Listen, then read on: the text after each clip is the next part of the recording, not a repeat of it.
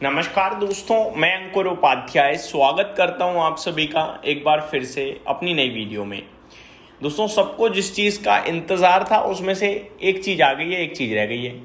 President Trump का बयान रह गया है, ईरान का जवाब आ गया है।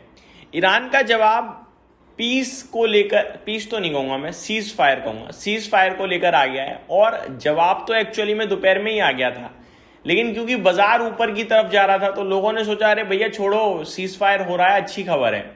लेकिन एक्चुअली में ईरान ने सीज फायर रिजेक्ट किया है और अब क्लियर कंफर्मेशन आते हुए दिख रही है। डिटेल्स मैं आप सभी के साथ शेयर करने वाला हूं, एक एक करके समझने की कोशिश करते हैं। चलिए शुरू करते हैं बिना किसी देरी के। सबसे पहले आपको बताना चाहूंगा दोस्तों, Iran rejects ceasefire, says Tehran wants a permanent end to the war. ठीक है जी, ये मैंने आप सभी के साथ दोपहर में भी डिस्कस किया था, क्योंकि ये पहली बार ईरान ने नहीं बोला है। ईरान एक ही स्टेटमेंट पे डटा हुआ है और ये स्टेटमेंट ईरान की लगातार आती रहती है। दूसरी बात, Iran reject cease fire, says Tehran wants a permanent and war. ये जैसा कि भी मैंने बताया, तो रिजेक्ट कर दिया है सीज फायर। आगे ईरान ने क्या कहा है, Iran outlines 10-point plan including cease fire, safe passages, rules for straight of Hormoz, sanction relief and regional reconstruction. I think ये प्रेसिडेंट ट्रंप नहीं मानेंगे।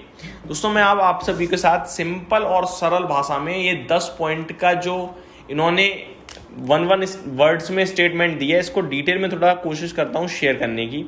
लेकिन ये मैं आपको बताना चाहूँगा, ये जो है ना, ये मतलब उम्मीद है, लाइकली है, कंफर्मेशन नहीं है कि यही वो 10 पॉइंट हैं। ठीक है, बट क्या कहना चाह रहे हैं वो समझिए आप। सबसे पहले इमीडिएट सीज फायर की बात करी जाए तो fighting between US and Iran stops instantly, sometime proposed a 30-45 days temporary cease fire. यानी कि इसका मतलब होता है कि पहले लड़ाई रोक दी गई और बाद में डील कर ली। ये यूएस चाहता है, लेकिन ये ईरान बिल्कुल नहीं चाहता, क्योंकि ईरान को यूएस पे भरोसा ही नहीं है। एक्चुअली में भरोसा तो इन दोनों को एक दूसरे पे नहीं है। ईरान का मानना ये है कि यूएस सीज फायर करने के लिए इच्छुक है, लेकिन वो परमानेंट वॉर खत्म नहीं करना चाहता है, और ऐसे में वो स्ट्रेट ऑफ हॉर्मोज को ओपन नहीं करेंगे। ठीक है जी, उन्हें भरोसा ही नहीं है कि वो एक्चुअली में लड़ाई रोकना चाहता है, और यूएस को भरोसा नहीं है कि वो न्यूक्लियर छोड़ेगा। ठीक है, तो दोनों तरफ से मैटर तो है।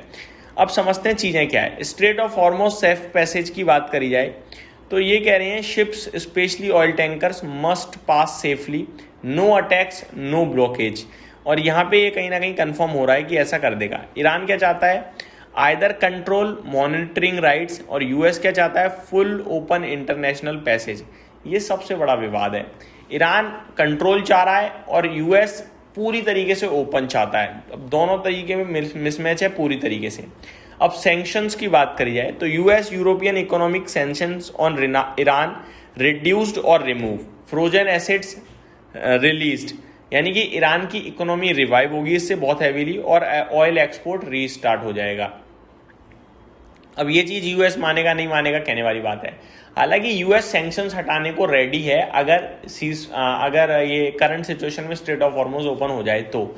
लेकिन Iran straight of Hormoz open करने के लिए भी शर्त रख रहा है कि मेरे को कंट्रोल चाहिए, जो कि मेरे को नहीं लगता यूएस किसी भी कीमत पे मानने वाला है। अगला है रीजनल रिकंस्ट्रक्शन। ये तो यूएस कतई भी नहीं मानेगा। ये क्या कह रहे हैं, ये कह रहे हैं कि जो भी जंग के दौरान जगह डैमेज हुई हैं ईरान की और प्रॉक्सीज की, उन सारी जगहों को दोबारा बनवाओ, पैसा दो। पैसा देने वालों में से लगता है आपको अमेरिका, वो भी प्रेसिडेंट ट्रंप के कार्यकाल में, मुझे कहीं से कहीं तक नहीं लगता। आगे न्यूक्लियर कमिटमेंट्स, ईरान यहां एग्री कर जाएगा या कर रहा है, आप कह सकते हो। No nuclear weapon, Iran ready है। साथ ही साथ पॉसिबली लिमिट यूरेनियम इनरिचमेंट, तो ये ईरान तैयार है कि ठीक है हम इनरिचमेंट कम कर देंगे जो न्यूक्लियर बनाने के लिए जरूरी होता है। इसके बदले में लेकिन गारंटी चाहिए कि फ्यूचर फ्यूचर अटैक नहीं होगा, साथ ही साथ सैंक्शंस का रिलीफ मिलेगा। ठीक है, सिक्योरिटी गारंटी, ईरान चाहता है no future attack, promises from US Israel, और ये मैंने आपके साथ अभी भी डिस्कस किया। आगे ये कह रहे हैं एसेट एक्सचेंजेस, यानी कि रिलीज डेटनीज और अनफ्रीज बिलियंस ऑफ डॉलर्स जो फंसे हुए हैं इनके। ठीक है, ये एक डिटेल है। रीजनल डायलॉग फ्रेमवर्क की बात करी जाए तो talks including gulf countries, possibly Israel indirectly, तो इन सब के साथ बात करना कि भैया दोबारा लड़ाई नहीं होगी, ये शायद चाहता है। Proxy conflict reduction, Iran reduces support two groups like Hezbollah और भी जो हौतीस वगैरह हैं, इनको थोड़ा सा फंडिंग कम कर दे, ये भी अपडेट आ रही है। ये बहुत मुश्किल होगा जहाँ तक लगता है, बट ये यूएस मिलिट्री प्रेशर डालेगी करने के लिए। आगे 15 से 20 दिन फाइनलाइज डील और gradually steps not instantly full peace, ये अपडेट है कि एक साथ तो नहीं होगा, होगा तो धीरे धीरे ही होगा।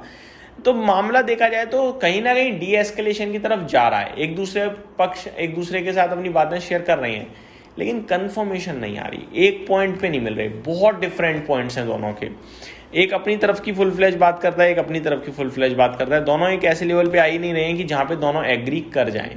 तो मेरे हिसाब से अभी ये देखने वाली बात है प्रेसिडेंट ट्रम्प क्या कहेंगे। बाकी अभी अमेरिका में कुछ खास तेजी नहीं है, फ्लैटिश टाइप कामकाज हो रहा है। यहीं समाप्त करता हूँ इस वीडियो को, उम्मीद करता हूँ डिटेल्स पसंद आई होंगी। Thank you so much for watching this video, have a great day guys.